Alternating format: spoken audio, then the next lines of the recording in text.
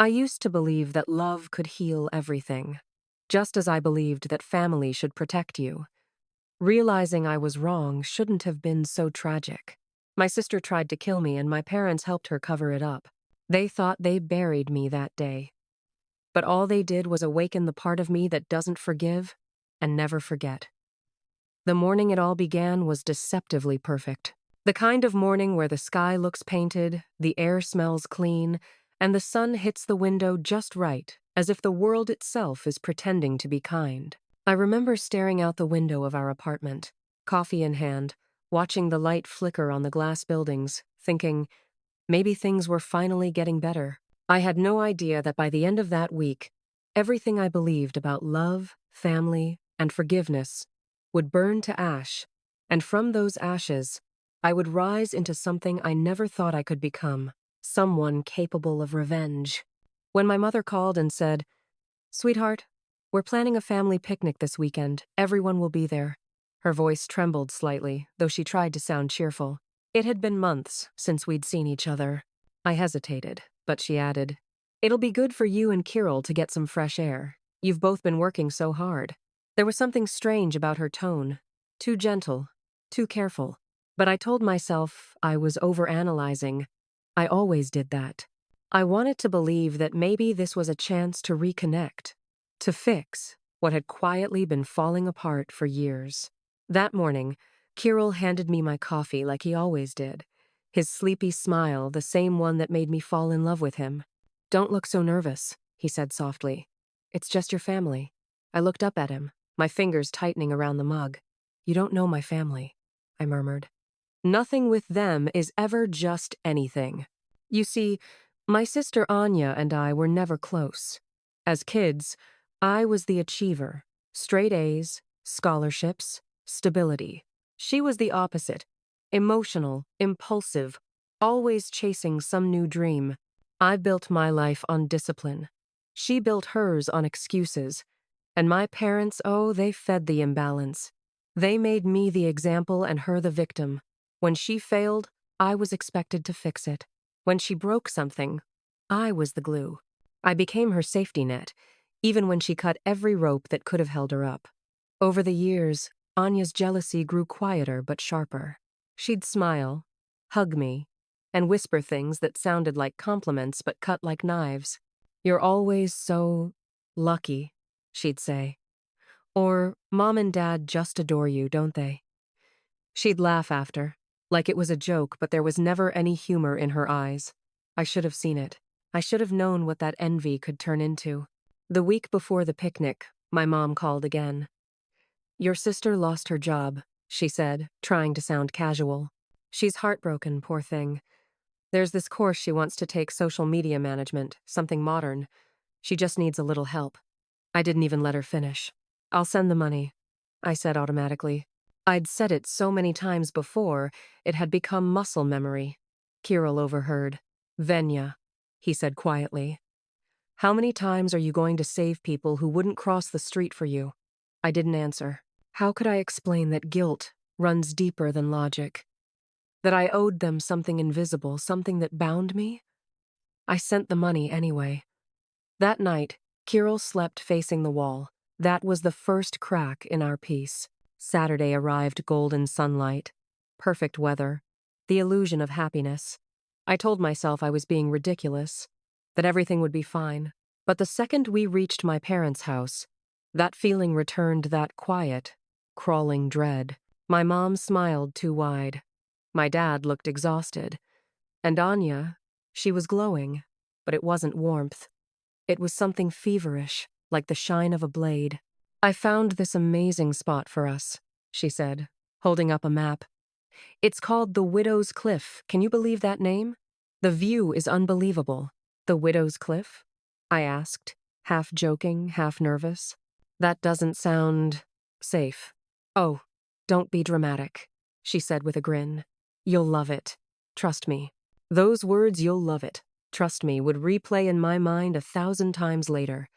After the blood, after the betrayal, after the fire that started in my chest and never went out again.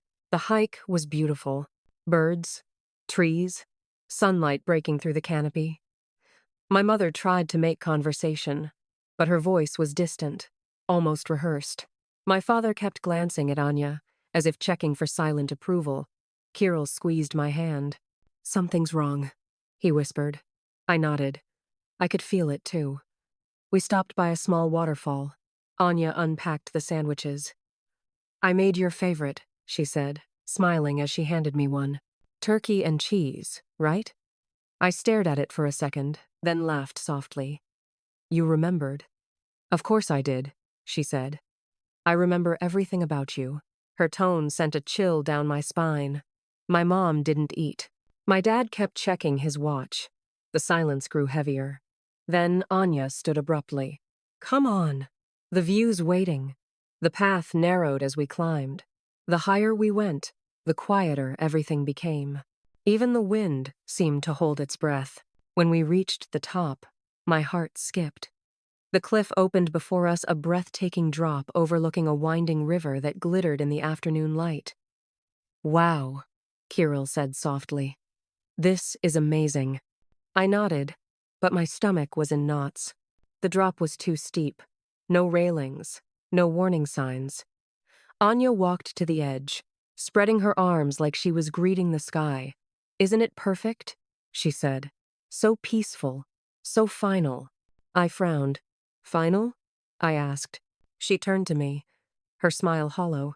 "Do you know what it's like," she whispered, "to live in someone else's shadow for 30 years, to never be seen, never be enough because someone like you exists?" "Anya," I started, "I'm done living beneath you." Before I could react, her hands were on me. A violent shove. The world tilted.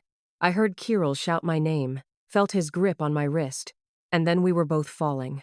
The air tore the scream from my throat. The world became a blur of green and gray trees, rocks, sky, then pain. An explosion of pain so loud it drowned out the rest of the world. When I opened my eyes, I was on a rocky ledge. My body screamed with every breath. Kirill was beside me, bleeding, but alive. Above us, voices faint, panicked. My mother sobbing, my father pleading. And then Anya's voice, calm, cold, mechanical. "They're gone. There's no need to call anyone. If they're alive, I go to prison. If they're dead, we move on." My mother wailed. "God, what have you done? What you let me do?" Anya snapped. And then footsteps. Silence. They left us there to die. My own family. I don't remember how long we lay there before Kirill whispered, "Venya, we have to move." Every bone in my body wanted to give up.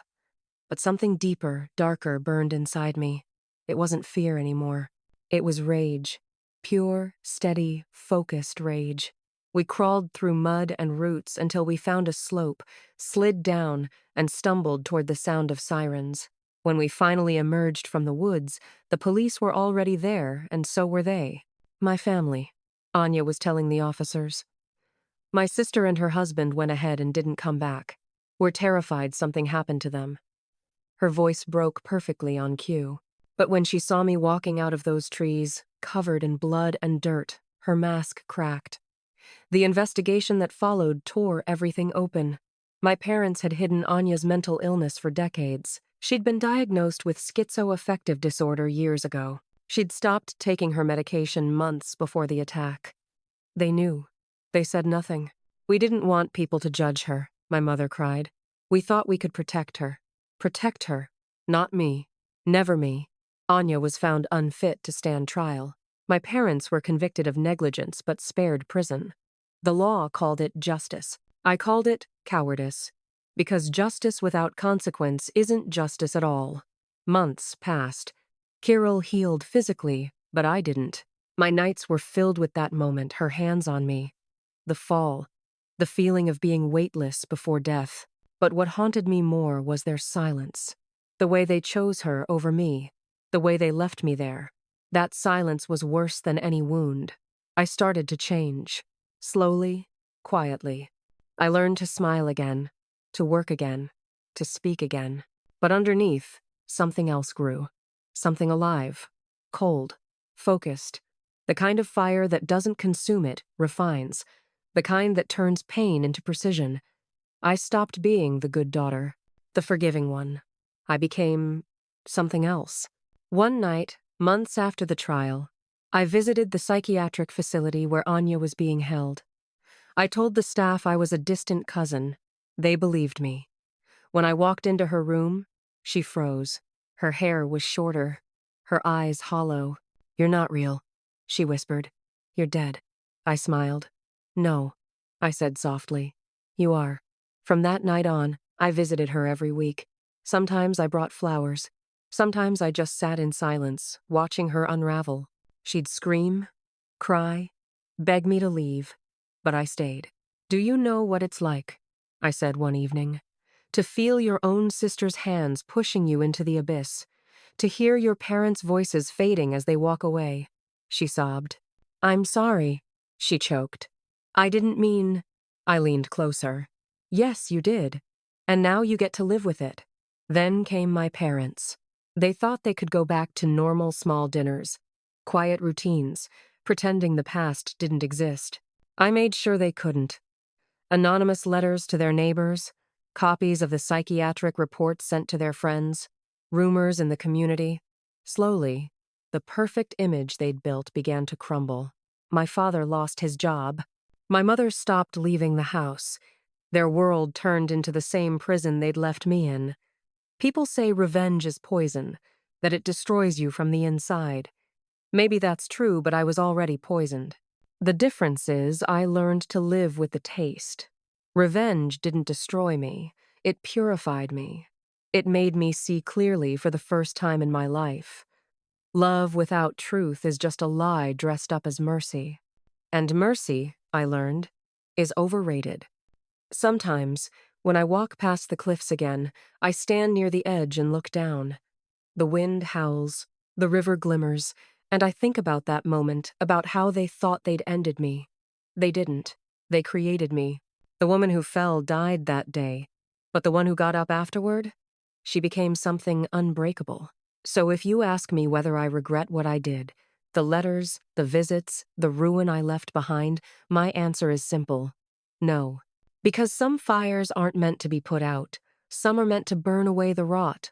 You see, everyone talks about forgiveness like it's healing. But sometimes, healing doesn't come from letting go. It comes from holding on long enough to make sure the ones who tried to destroy you never forget that you survived. They left me for dead. I came back for justice. And when justice failed me, I became it.